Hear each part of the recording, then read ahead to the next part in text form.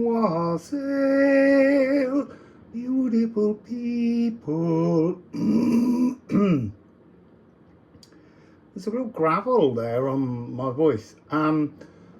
So I'm just going straight into Marla's collective Oversoul song because there was something of a closed book about it this morning and yesterday when I was trying to lean into it.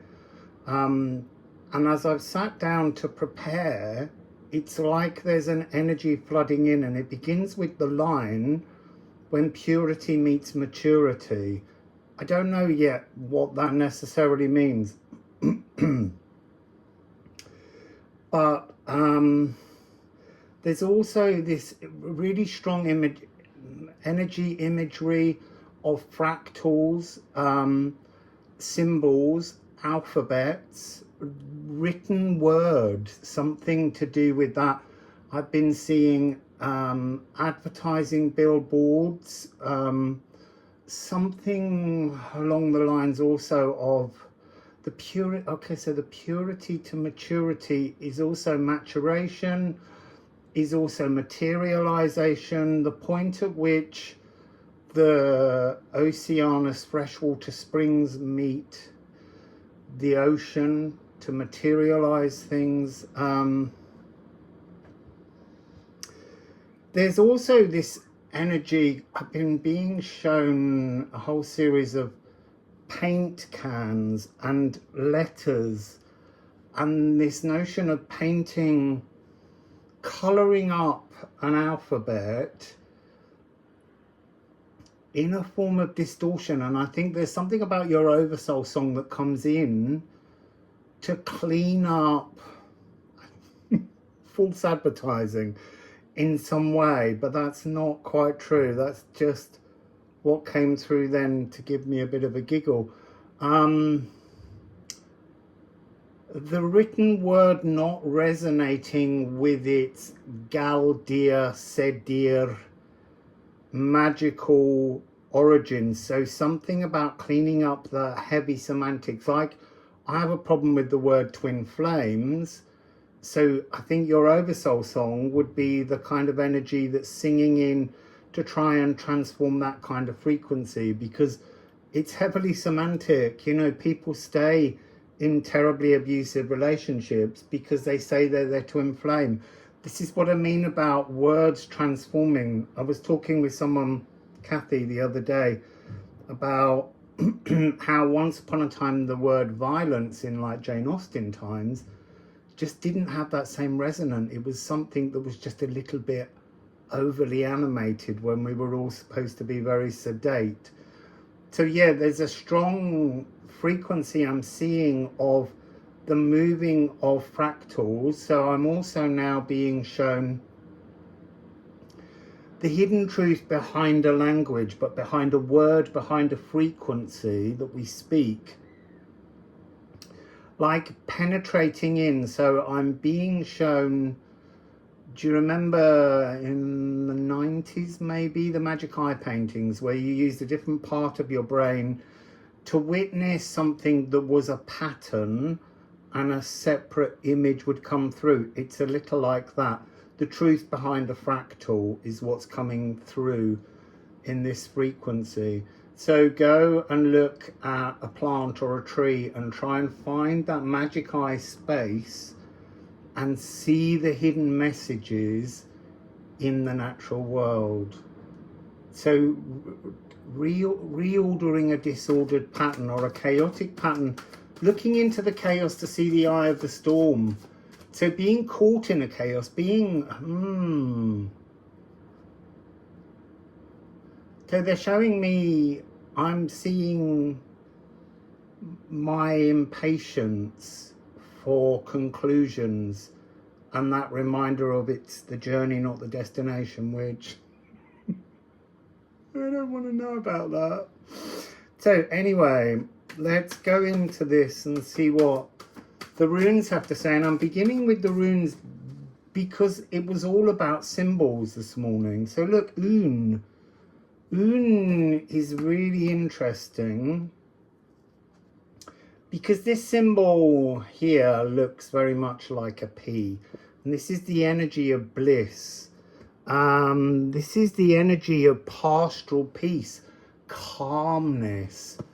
Interesting, sort of like washing free, cleaning up the distortions to be in this energy of bliss. But what's interesting is that it's really W. It's the sound of W, but W not as W, but the sound of W as oon, a double U, oon. Hugging and Mugging just went by. They both came this morning on my windowsill twice, and every time I tried to get a camera, they flew away. And I was really slow in my movements. Again, a sense of patience. So this oon, when I was in Wales, this is still used as the vowel oo. And so it was really beautiful to witness that in Wales. So something about there being different patterns all over the globe, because there are different languages, there are different alphabets.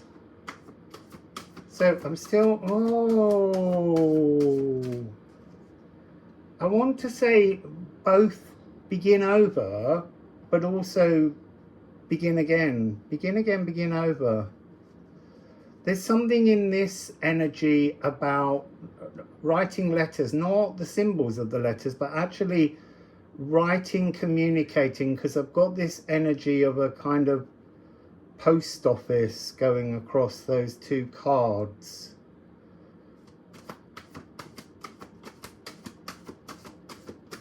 And then Earth Masion. I mean, that's the oldest sacral cycle. So there's something here about learning, relearning, rediscovering. It's got to do with language, sound, communication. Sedir, Galdir. Very ancient. I mean, I think it says here, the Earth Magus. So being a wizard within the earth. Your Oversoul song is coming down because it's the oldest sacral cycle, to burnish shadows and to refurnish souls. But there is something really strong in this frequency that's talking about, I kind of want to say, advertisements in some way, how things are advertised, not judging a book by its cover. No, that's not true. It's how the world judges a book by its cover, how words hold, sell. There's a glamour to this. So glamour is a form of magic that's used to make something appear other than, and your song is the glamour breaker. It's like, I'm not wearing any makeup, because makeup is seen as something glamorous. You know, how we advertise ourselves is not Earth Masion. Interesting. So let's get the Musical Alchemy deck and let's see if we can get some notes, rhythms behind this song. It's really fascinating. That's so weird. As it jumped over, it felt like it was the card Purify, which has been coming out for the last 4 days in nearly every reading where I've shuffled the cards to look into energies. But it's actually coming out as Rusted, which is values. What do we value? We kind of value how we are tricked. That is a value, a fad. All this energy of being guided towards things that don't actually serve us, but serve something else, corporations, something like that, because all of these energies need to be changed. It's time for the B-side. So I want to say it's time for some honesty. So maybe yours is the song of cleaning up, sweeping out the distortions to bring a level of freedom of truth to beings. There's something about also that freedom of truth is the oldest sacral cycle.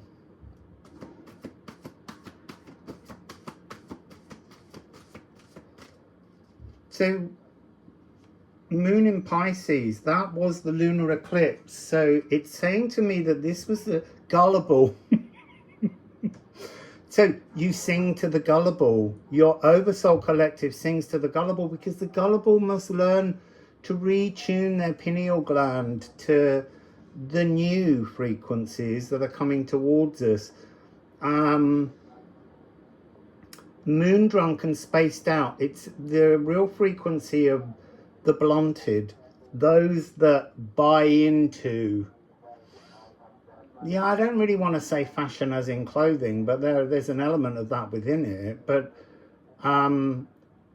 it's the fad, it's the latest trend, it's the thing that serves no true purpose to you, but lines the pockets of the companies that make and create and the advertisers.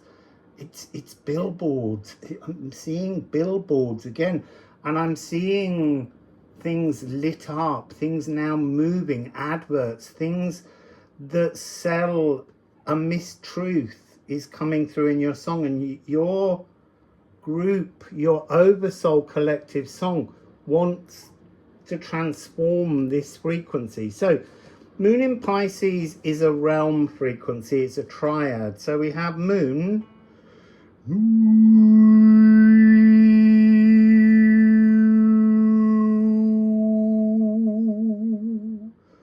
so I'm being shown the zodiac sign, cardinal emotions being polished. So Cancer. So we have the A. Then we also have G.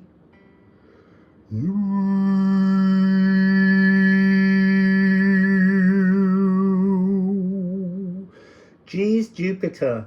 It's Jupiter's. Jupiter's in Cancer right now. Interesting. So the other note we have obviously is Neptune, because Neptune rules Pisces, as does Jupiter in the old planets you can see with the naked eye. And then once we discovered using telescopes, Neptune gained a foothold in Pisces. And it's E flat, D sharp, E flat. It's interesting because I think in yesterday's reading, when I was watching it back, I realised that I'd said Pluto being D sharp, meaning C sharp. But anyway, so E flat is the renal glands, cleansing, purifying, almost like, I don't know what they're called, gallstones? Like trying to pass a stone through the urethra. Sorry, but I'm seeing that. Sometimes there's huge discomfort in releasing things that are trapped in our DNA, renal glands, system, livers, kidneys, spleen.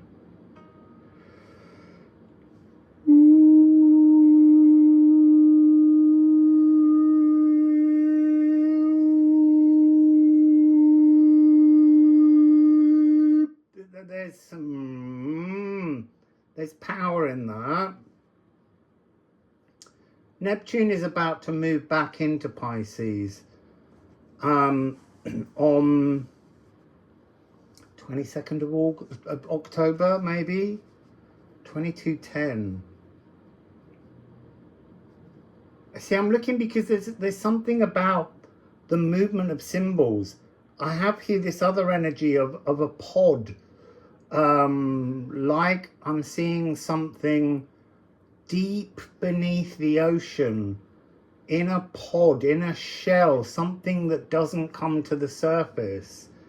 And then I'm seeing this transformation where it sheds the hard shell and rises to the surface, and then I want to say grows legs and crawls out of the ocean onto the land. There's something about that. It's almost like that being in a hard shell is the tough cell of the world we live in that tells us the things we need to purchase and buy. There's something in that frequency. So, and then look, it's the ultimate panacea. It is love coming from the Akashic.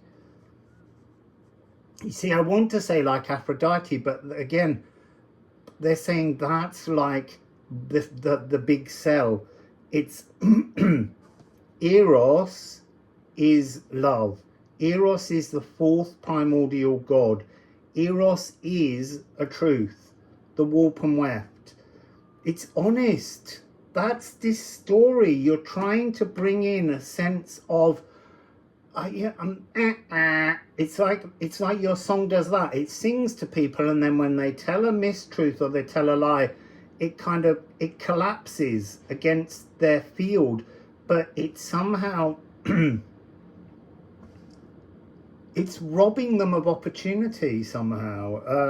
I don't mean you're doing this in a kind of harsh way, but there is this energy where only the truth will do, the bliss, the comfort. Only the truth can come into the world. Now that's really interesting. Only the truth attempts to step across the threshold, and then it's rusted. Its values are changed by the polarity of the world around us.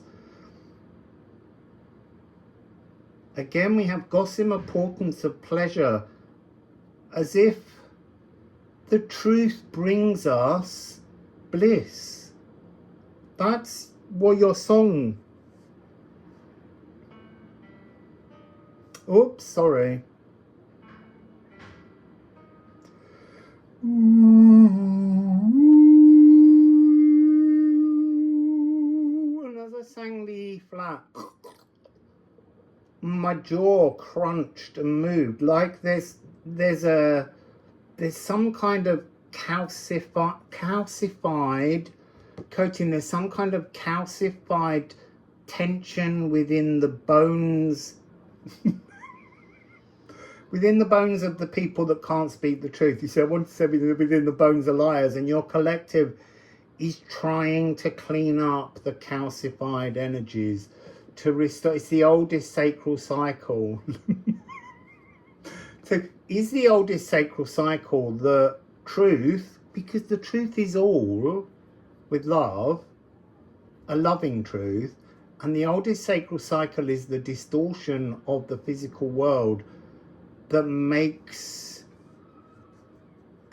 people capable of lying. And that's what your song's trying to clear up. This is a radical shift. We've got phallus, centaur bubbles are almost the bubbles of distruth, the lies, the energies that stick to people like they're in a kind of champagne aspic, some kind of jelly with all these champagne bubbles trying so hard to get out. Your song is to clean up that sound, that the auras. So, I think I want a couple more runes. It's so interesting how the story is still about shapes and language and symbols. So, I'm being given, I have this new thing where there's 115 is following me around at the moment. It's like a new number. So the fact that it's shown up in this reading is trying to say there are rewards.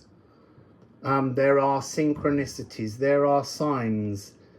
Captured form festers. That's that champagne aspect that's around the souls that you're kind of, you see that there's an energy.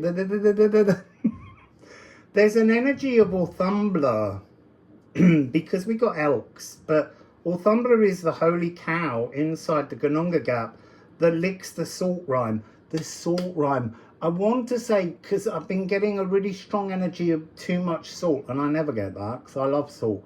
But that purification, that cleaning up is this energy that's resonating through here. So people, the world around us, feeling hemmed in, feeling controlled, feeling like they're, so I'm being shown like being in a paddock, but instead of there being fences on all sides, up, down, below, like being in a cube, it's all just false advertisements, really hemming the people in. And this energy of Elks is Orthumbler trying to, yes, clean up. It's almost like sometimes if you peel off, there's layer upon layer upon layer upon layer upon layer on billboards of all the different posters, and it's like an enormous great shower comes along the sea, that energy that's not Aphrodite but is Eros, to peel everything away. And then this Oversoul song gives you a paintbrush, because really early on I was getting that energy of painting, over-colouring. I mean, over-colouring the language, the written word, covering it in layer upon layer of glamour. I mean, it's really interesting. It's like you're peeling back the layers of the glamours. That's the song that your Oversoul sings. And there is an urgency in this song, because I'm feeling quite like it needs to happen. It's got to happen now. Like there's a speed involved, popping all these Phallus centaur bubbles, Taurus and Ophiuchus, bull in a china shop, things will get broken. There's that kind of energy to it. Two endings as options. There's the ending where you stay, where the people refuse to hear the song that your Oversoul is singing, and they stay trapped in the little advertisement cube. Is there existential trauma? That's really interesting. Or there's the ending where they allow your gift of peeling back all the adverts and just standing in a raw energy of not, it's an energy that says I am no longer influenced. Like a long time ago in my 20s, I lost my hair, and so the first energy that I ever got in a kind of like positive way was, didn't matter what shampoo advert or conditioner you showed me, you couldn't hook me in because I don't need shampoo. So there's something in this song of asking to go split yourself back, come right back to the beginning, at the beginning again. That's there twice now. What is the true wealth? The ultimate panacea of love and creative daydreaming. That's the truth behind this song. So your song,